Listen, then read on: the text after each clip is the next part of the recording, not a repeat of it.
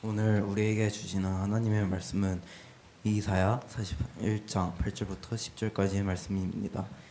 그러나 나의 종 너 이스라엘아, 내가 택한 야곱아, 나의 번 아브라함의 자손아, 내가 땅 끝에서부터 너를 붙들며 땅 모퉁이에서부터 너를 부르고 내게 이르기를 너는 나의 종이라. 내가 너를 택하고 싫어하여 버리지 아니하였노라.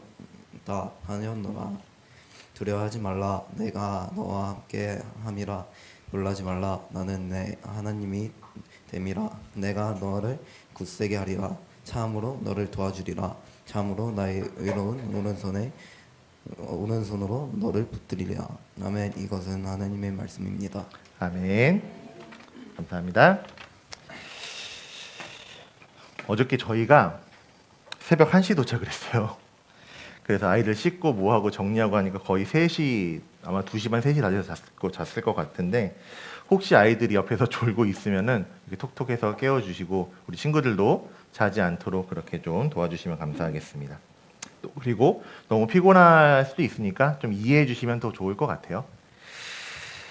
네. 저는 예전에 전도사로 사역을 할 때, 특히 유아유치부를 담당할 때, 아니면 어쩌면 그 전부터 생각하고 좀 이야기하던 것이 하나 있었습니다. 그게 뭐냐면, 지금 시대에 다들 스마트폰을 가지고 있잖아요. 초등학생, 어쩌면 유치원생들부터 스마트폰을 가지고 있고, 유튜브나 뭐 틱톡이나 이런 영상들을 너무나 쉽게 접할 수 있는 시대가 되었습니다. 그래서 우리가 지금 시대에 넘쳐나는 이 미디어를 피하지 못한다면은 차라리 이것을 선하게 사용하는 것이 좋다라는 그런 이야기를 많이 했습니다. 최근 들어서 그때의 그런 생각이 틀리지 않았다는 것을 요새 많이 발견을 합니다. 요새 우리 틴지 학생들은 알겠지만 요새 영상은 릴스 혹은 쇼츠라고 해서 굉장히 짧은 영상들이 많이 올라와 있습니다. 1분 미만, 어쩌면 뭐 20초, 30초 되는 그런 영상들을 많이 만들어서 올리는데, 우리 교회도 설교의 주요 부분을 편집을 해서 1분 미만의 설교 영상을 유튜브 홈페이지에 올리기도 합니다. 최근 들어서 이제 기독교와 관련된 어떤 신앙과 관련된 이런 영상들이 굉장히 많아졌고, 또 이것을 우리가 쉽게 볼 수 있습니다. 이렇게 빠르게 흘러가는 시대, 사람들이 긴 영상을 보지 않고 짧은 영상을 보면서 또 이 많은 릴스와 쇼츠들을 범람하는 시대에 굉장히 임팩트 있게 복음을 전할 수 있는 또 하나의 방법이 아닐까, 이것을 선하게 사용하게 된다면 굉장히 좋은 도구가 되지 않을까 생각을 합니다. 이런 릴스나 쇼츠가 유행하기 전에 먼저 몇 년 전에, 한참 전에 홈페이지에 그림을 그리고 그것을 애니메이션으로 만들어서 은혜를 나누는 작가님이 한 분 계셨습니다. 저도 그 작가님의 그림을 굉장히 좋아했는데, 그 중에 기억에 남는 게 하나 있습니다. 주인공이 하나님 앞에 무릎을 꿇고 간절히 기도를 해요. 하나님, 이 고난을 제게서 피하게 도와주시옵소서. 이 고난이 내게서 지나가게 도와주시옵소서. 그렇게 간절히 기도합니다. 그리고 기도를 끝나고 가자, 돌아가자 딱 일어서는데, 그때 뒤에서 돌이 날아와서 주인공의 뒤통수를 딱 맞춥니다. 주인공은 굉장히 억울해하죠. 억울해하면서 하나님께 따지려고, 내가 그렇게 열심히 기도했는데 왜? 라고 하나님을 돌아보는 순간에 그때 주인공이 발견한 것이 이것입니다. 그림 한번 띄워주세요. 하나님이, 예수님이 이 돌을 다 막고 있고 그 돌이 하나 튀었구나. 괜찮니? 내가 막고 있었는데 돌이 하나 튀었나 보구나. 이렇게 말씀하시는 그 그림을 한참 전에, 몇 년 전에 본 적이 있었습니다. 이 그림이 바로 우리를 보호하시는 하나님의 속성을 잘 보여주고 있다고 생각을 합니다. 하나님이 막지 못하셔서 돌이 튄 것이 아니죠. 그저 하나님은 우리를 막아주시고, 때로는 그 고난, 어려움마저도 하나님의 뜻이 있다라는 겁니다. 살아가면서 우리는 여러 가지 일들을 겪게 됩니다. 그거는 어른이든 아이들이든 마찬가지예요. 그 중에는 당연히 고난을 겪는 일도 생기기 마련입니다. 대부분의 사람들이 고난이 닥치면 이렇게 생각합니다. 왜 나한테 이런 일이 생기는 거야? 왜 나만 이렇게 힘든 거야? 왜 나만 이런 괴로움을 겪는 거야? 자기에게 닥친 고난만 집중하기 마련입니다. 그렇지만 그 중에서도 우리가 발견할 수 있는 분명한 사실, 변치 않는 사실 하나는 무엇이냐면 하나님은 아까 우리가 봤던 그림처럼 반드시 우리를 보호하고 지켜주신다라는 사실입니다. 이 사실을 믿으시면 좋겠습니다. 하나님의 속성이라고 해서 하나님의 여러 가지 모습을 나타내는 표현들이 있습니다. 전능하신 하나님이라는 표현이 있죠. 우리가 전능하신 하나님이라는 고백하는 하나님의 전능성을 통해서 하지 못하시는 것이 없으신 하나님께서 그 전능하신 능력으로 우리를 보호하고 지켜주신다고 말씀하고 있습니다. 그리고 하나님은 반드시 약속을 지키시는 신실하신 분이십니다. 그 신실하신 하나님이 우리에게 하셨던 그 약속, 내가 너를 보호하고 돌보며 지켜주겠다라는 그 약속을 반드시 이루시는 신실하신 하나님이심을 보여주고 있습니다. 전지하신 하나님이란 말 들어보신 적 있을 거예요. 모든 것을 아시는 하나님. 모든 것을 아시는 하나님이 나의 과거를 아셨고 내 현재도 알고 계시고 그것을 넘어서 나의 미래까지도 아셔서 우리를 지켜서 인도해 주신다 말씀하십니다. 어느 곳에나 계시는 하나님, 한자어로 무소부지한 하나님이라고 이야기를 하는데요. 어느 곳에나 계시는 하나님께서 우리와 항상 함께 하심으로써 나를 지켜주고 계십니다. 이렇게 선하신 하나님은 우리를 보호하고 지켜 인도해 주심으로써 결국 우리를 가장 선한 길로 인도해 주십니다.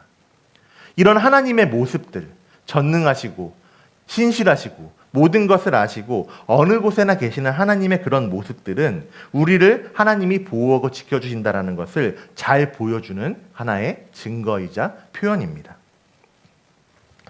이렇게 우리를 보호하시는 하나님을 통해서 우리가 발견할 수 있는 놀라운 사실 하나는 무엇이냐면 하나님이 우리를 너무나 많이 사랑하신다는 것입니다. 하나님이 우리를 고아처럼 버려두지 아니하시고 우리를 너무나 많이 사랑하신다는 사실. 그리고 이 사랑을 통해서 우리는 나에게 닥치는 어려운 일들, 불편한 일들, 고난을 대하는 태도가 달라지게 됩니다. 내가 예수님 믿으면은 이제 나한테 고난이 닥치지 않을 것 같나요? 그러지 않습니다. 내가 지금 어젯밤에 예수님을 믿겠다, 영접 기도하고도 오늘 고난이 다시 일어날 수 있는 것이 우리의 삶이고 현실입니다. 그렇지만 우리가 예수님을 믿게 되고 하나님의 사랑을 알게 되면은 고난을 대하는, 어려움을 대하는 나의 태도가 달라진다라는 겁니다. 하나님께서 나의 고난을 막아주신다. 그 믿음이 있지만 그 믿음에서만 끝나는 것이 아니라 내 고난을 막아주시는 것에서 끝나는 것이 아니라 그 고난을 겪더라도 내가 무너지지 않도록 나를 붙들어 주시고 때로는 그런 고난마저도 선하게 사용하셔서 하나님의 일을 이루어 나가시는 것이 하나님의 뜻이라는 겁니다. 2주 전에 말씀을 나눴죠. 우리 틴지 학생들은 그때 따로 예배를 드렸지만 그때도 말씀을 드렸지만 수련회만 되면은 꼭 여러 가지 갑작스러운 어려움들이 많이 닥치기 마련입니다. 특히 올해 수련회를 앞두고서는 우리 예소틴지 학생들 가운데 또 그것을 넘어서 우리 교회 안에 어떤 고난과 우리를 흔들려고 하는 흔듦이 굉장히 많았습니다. 정말 사소한 일로 그때도 말씀드렸지만 이유를 듣고 나면은 겨우 이런 걸로 싸운단 말이야? 라고 생각할 정도로 정말 사소한 일로 싸우기도 했습니다. 또 작년에도 있었던 일이지만 올해도 똑같이 수련회 하루 전에 갑자기 몸이 아픈 아이도 있었습니다. 가네 못 가네, 갈 수 있네 없네 막 그렇게 고민하는 정도로 아픈 일도 있었고 아무런 이유가 없는데도 화가 나고 짜증이 나는 일도 있었습니다. 이게 우리 예소틴즈 학생들에게만 일어난 게 아니라 저에게도, 저희 아내에게도, 전도사님, 저희 사역자들에게도 이런 흔듦이 있었습니다. 특히 수련회가 시작되기 직전인 지난 주일부터 어제까지는 저와 아내를 향한 공격과 흔듦이 굉장히 많았습니다. 일일이 다 말씀드릴 수 없는 그런 일들부터 시작을 해서 말 그대로 정말 이유가 하나도 없는데 화날 이유가 없는데도 화가 나고 짜증이 나는 일들도 있었습니다. 제가 저번 주 초에 주일이었나 월요일이었나 저희 아내한테 했던 말이 있어요. 뭐냐면 아마 이번 주는 우릴 거예요. 우리를 흔들고 우리를 공격할 거예요 라는 말을 저희 아내에게 제가 한 적이 있습니다. 우리를 흔들고 넘어뜨리려는 그 일들이 일어날 거를 예상하고 기도하면서 대비를 했습니다. 하지만 그렇다고 해서 내가 알고 있고 내가 기도로 무장한다고 해서 그 시험을, 영적인 공격을 내 힘으로 이겨낼 수 있는 것은 절대로 아니죠. 내가 미리미리 대비한다고 해서, 내가 알고 있다고 해서 내 힘으로 그것을 이겨내지 못합니다.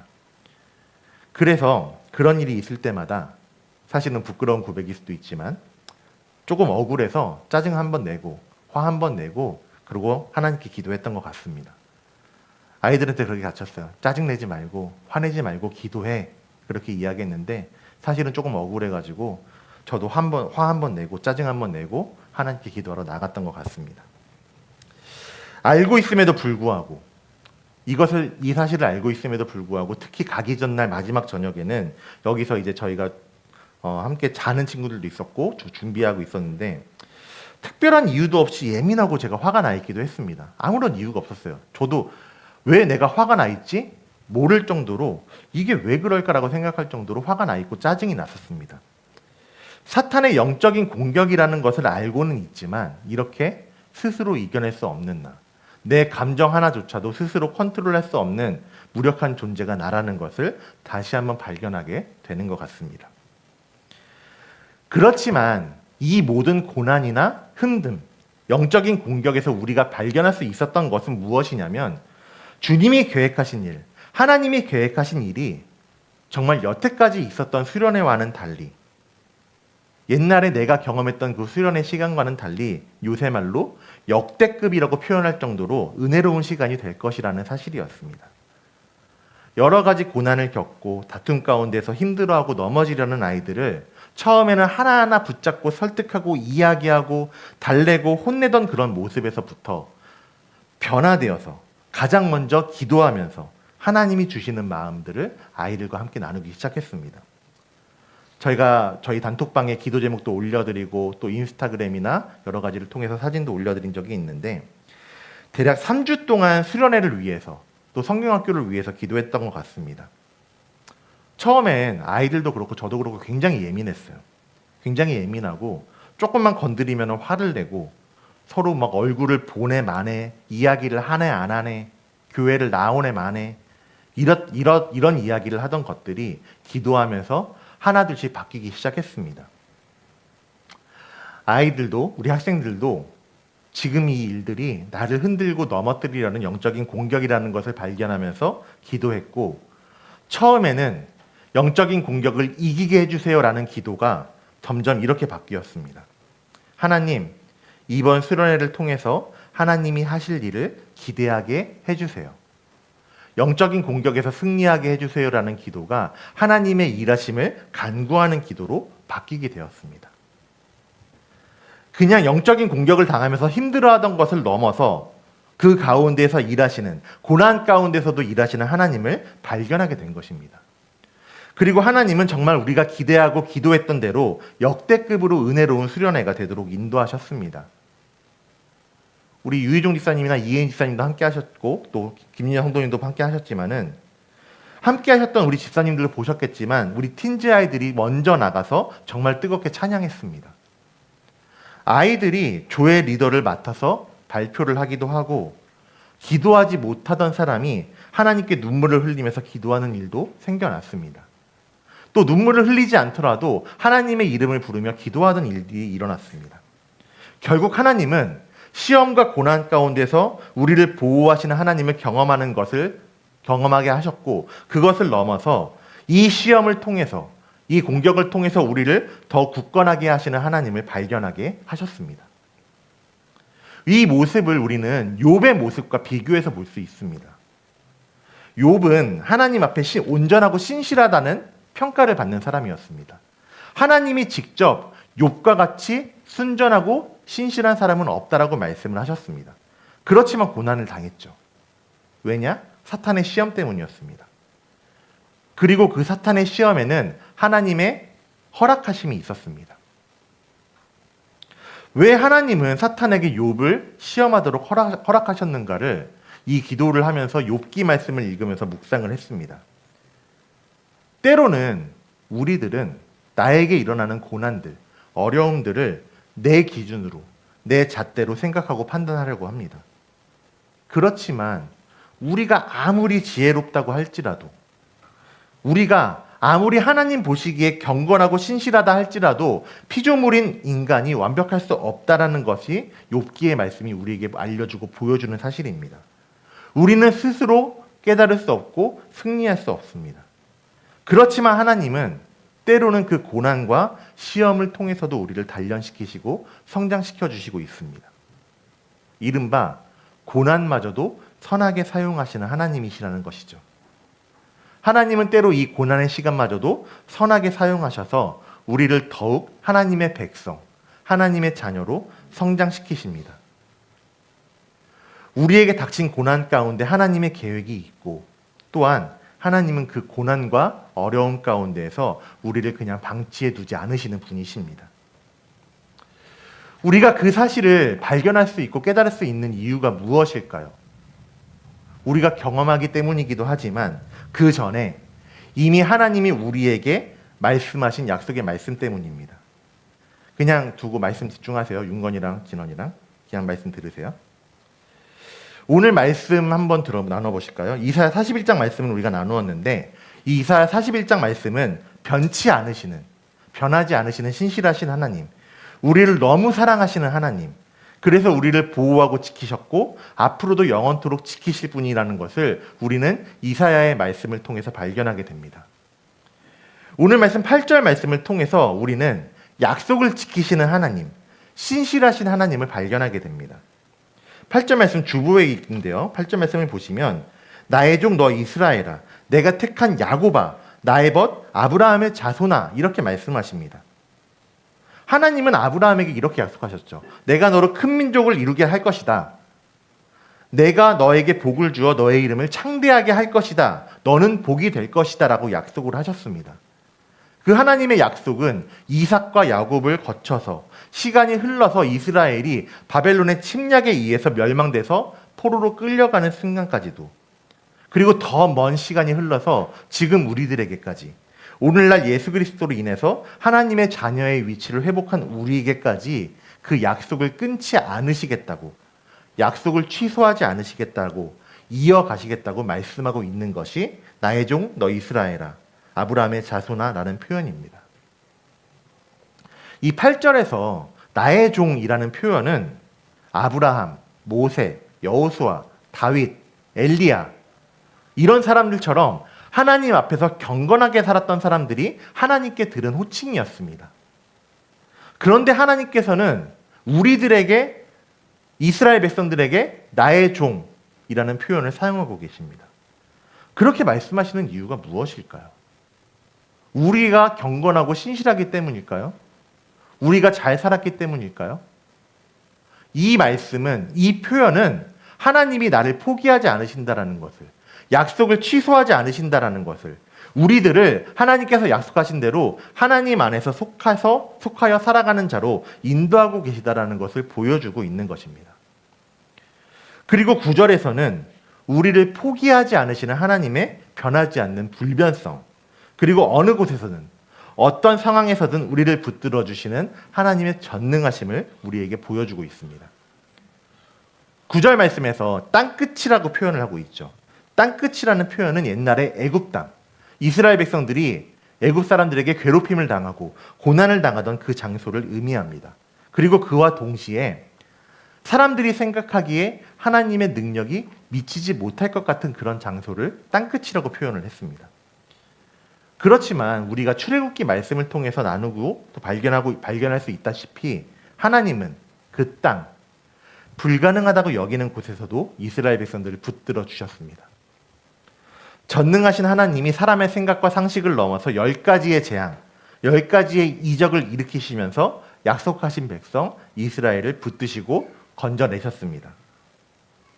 그리고 9절에서는 이어서 땅끝에서부터 땅 모퉁이라는 표현이 사용이 됩니다. 이 땅 모퉁이라는 표현은 아무리 우리가 보이지 않는 곳에 있다고 할지라도, 우리가 잘 숨어 있는 것처럼 보인다 할지라도 하나님은 모두 다 아시고 우리를 포기하지 않고 붙들어 주신다는 것을 의미하고 있습니다. 내가 교회에 나야지만, 내가 수련회에서 은혜를 받아야지만, 내가 하나님 앞에 나와야지만 하나님이 나를 붙드시는 것이 아니라 때로는 절망과 고난 가운데 넘어져 있다 할지라도 하나님은 그런 나를 모두 아시고 붙들어 주신다라는 표현이 딱 모퉁이라는 표현입니다. 전능하신 하나님은 이렇게 우리를 어떤 상황에서든지 하나님의 방법으로, 하나님의 지혜로 붙들어 주고 계신 것입니다. 그리고 이어서 하나님은 절대로 우리를 포기하지 않으신다라는 것을 오늘 이 말씀을 통해서 우리에게 보여주시고 있습니다. 이 말씀 같이 한번 읽어보실까요? 함께 읽겠습니다. 시작. 내가 너를 택하고 싫어하여 버리지 아니하였다. 내가 너를 택하고 싫어하여 버리지 아니하였다. 이사야의 예언이 선포될 때 이스라엘 자손들은 포로로 끌려가고 있었습니다. 절망의 상황이었습니다. 하나님이 우리를 버리셨어. 하나님이 우리를 포기하셨어. 그런 생각이 들어서 소망이 없는 삶을 살아갈 때에 하나님께서 이렇게 분명하게 말씀하시는 겁니다. 내가 너를 택하였어. 내가 너를 버리지 않아. 우리의 삶에서도 마찬가지입니다, 여러분. 우리가 고난을 겪게 되면 우리는 하나님께 하나님, 왜 나한테 이런 고난을 겪게 하십니까? 왜 나를 버리셨습니까? 생각할 수 있습니다. 그렇지만 우리는 그 가운데서 이 말씀, 나를 택하였고 나를 싫어하지 않으시고 나를 버리지 않으신다라는 하나님의 말씀이 있기 때문에 고난 가운데서도 시험 중에서도 소망을 잃지 않고 기도할 수 있는 것입니다. 나에게 소망을 잃지 않고 끊임없이 기도하게 하시는 그 하나님은 다시 한번 분명하게 약속하십니다. 10절 말씀 같이 한번 읽어보실까요? 한 번 더 읽겠습니다. 시작.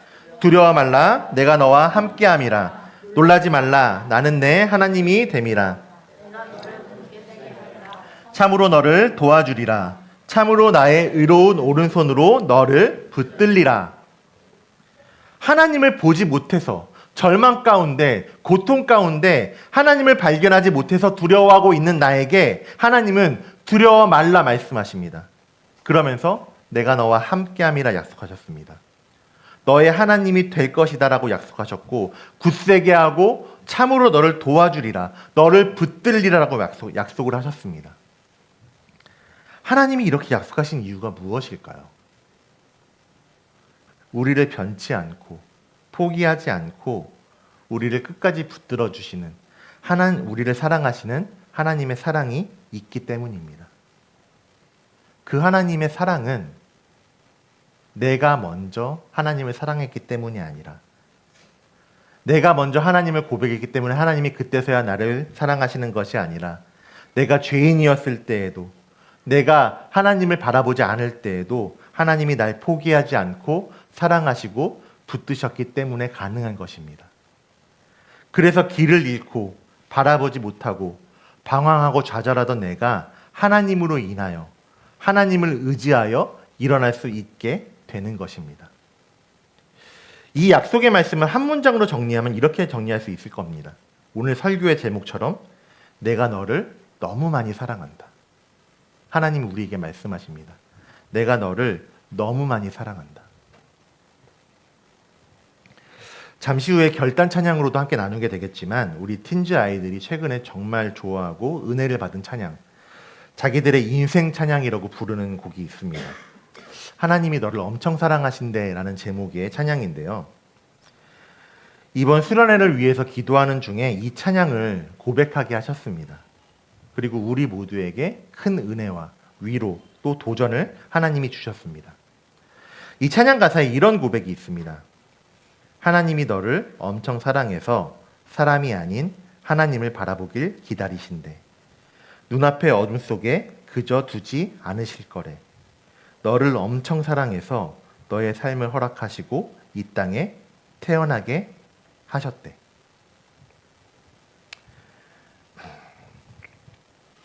우리는 성경의 모든 부분을 통해서 우리를 엄청 많이 사랑하시는 하나님, 그래서 끝내 우리를 구원해내시는 하나님을 발견하게 됩니다. 하나님의 일하심은 결국 우리를 향한 하나님의 사랑과 연결되어 있습니다. 하나님이 날 사랑하시기 때문에 포기하지 않으시고 나를 인도하시고 살아가게 하십니다. 때로는 우리가 고난 가운데, 고난 때문에 하나님의 마음을 발견하지 못할 때에도, 마음에 어려움이 있어서 하나님의 사랑을 발견하지 못할 때에도 하나님이 먼저 나를 사랑하셔서 나를 인도하신다라는 것을 우리는 발견하게 됩니다. 이번 수련회를 통해서 어쩌면 그 전에 우리 틴즈 학생들이 기도회로 모이기 시작했을 때부터 회복이 일어나고 변화가 일어나기 시작했습니다. 이 아이들이 왜 회복되고 변화되었을까요? 아이들이 수련회에 가는 것을 선택했기 때문일까요? 아니면 연합수련회에서 오랜만에 고성환 목사님을 만나가지고 아이들이 너무 반가워서 은혜를 받았을까요? 어쩌면 그것도 하나님의 계획일 수 있습니다. 그렇지만 내가 수련회에 참여하도록 결단하게 하시는, 수련회를 앞두고 기도하게 하시고 그 마음을 인도하시고 만지시는 분이 사람이 아니라 하나님이시기 때문에, 하나님이 우리 틴즈 아이들과 함께 하셨기 때문에 회복과 변화가 일어나기 시작한 것입니다. 발걸음을 인도하시고 계획하게 하신 이가 내가 아니라, 사람이 아니라 하나님이시기 때문에 이 모든 놀라운 역사가 일어나게 된 것입니다. 이번 기도회 또 수련회를 통해서 제가 우리 아이들에게 계속 이렇게 이야기했습니다. 얘들아, 이번 수련회를 통해서 정말 하나님의 큰 일하신 거 회복과 치유가 있을 거야, 이렇게 이야기를 했습니다. 그리고 하나님은 이번 수련회를 통해서 우리 아이들 한 사람 한 사람을 만져주셨습니다. 상처로 인해서, 공허함으로 인해서 마음속에 정말 큰 구멍이 나서 그거를 다른 걸로 메꿔보려고 해도 메꾸지 못하던 사람에게 하나님이 그 구멍을 메꾸기 시작하셨습니다. 기도하지 못하던 아이가 눈물을 흘리며 기도하게 하셨고, 또 그 아이들을 붙잡고 기도하는 예수 틴즈가 되게 하셨습니다. 이번 수련회를 통해서 하나님은 우리 틴즈 아이들 한 사람 한 사람을 만지셨고 고치셨고 회복시키시면서 성장시키셨습니다. 하나님이 그렇게 하신 이유가 뭐라고요? 하나님이 우리를 엄청 사랑하시기 때문입니다. 다시 넘어질 수 있죠. 또 다시 실패할 수도 있습니다. 그렇지만 우리 틴즈 학생들이 이번 수련회를 통해서 이렇게 고백하고 다시 한번 일어나는 친구들이 됐으면 좋겠습니다. 하나님이 날 그냥 내버려 두지 않으신다. 하나님이 나를 보호하고 지켜주시며 두려워하지 말라라고 나를 주님의 자녀로 불러주셨다라는 것을 우리 틴즈 친구들이 기억했으면 좋겠습니다. 그리고 개개인을 넘어서, 나를 넘어서 나의 친구에게로, 선배에게로, 후배에게로 그 사랑이 이어지게 하십니다. 나를 사랑하시는 하나님이 나를 통해서 우리에게 일하셨다라고 고백하게 하십니다. 우리 학생들이 이번 수련회를 통해서 많은 은혜를 받았습니다.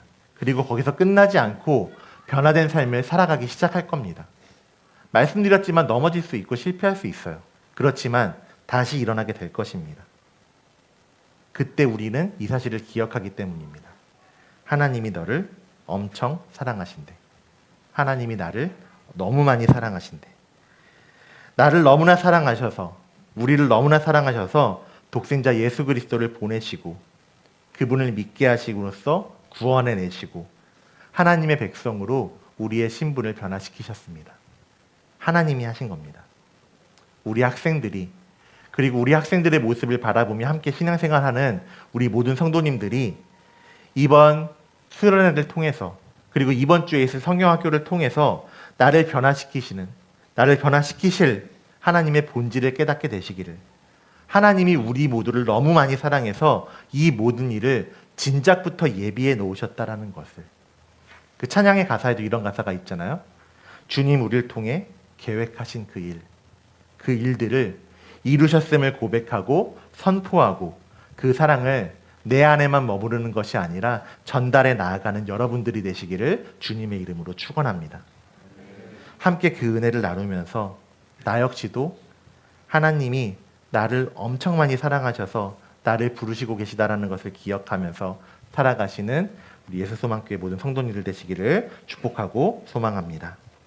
함께 찬양하면서 결단하겠습니다. 아까 말씀드렸던 그 찬양이고요. 이 가사의 고백들, 이 고백이 우리 학생들의 마음 가운데 다시 한번, 우리 성도님들의 마음 가운데 다시 한번 새겨지기를 소망합니다. 이 가사의 고백으로서 기억하고 또 옆에 있는 사람들에게, 우리 주위에 있는 학생들, 또 우리의 자녀들에게 축복하면서 축복하면서 찬양하고 기도했으면 좋겠습니다.